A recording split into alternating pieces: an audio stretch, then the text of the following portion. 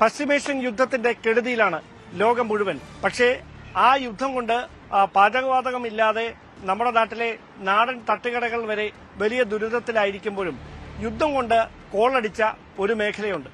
അവിടെയാണ് ഞാനിപ്പോൾ ഉള്ളത്. മറ്റെങ്ങുമല്ല, വിഴിഞ്ഞം രാജ്യാന്തര തുറമുഖം. ഈ തുറമുഖത്തേക്ക് ഹോർമൂസ് കടലിടുക്ക് അടച്ചതിനെ തുടർന്ന് ലോകത്തെ വൻകിട ഷിപ്പിംഗ് കമ്പനികളുടെ കപ്പലുകൾക്ക് യാത്രാപഥം കൃത്യമായി സുഗമമല്ലാത്തതിനാൽ ചരക്ക് നീക്കത്തെ കാര്യമായി തന്നെ ബാധിച്ചിരിക്കുന്ന ഒരു സാഹചര്യമുണ്ട്.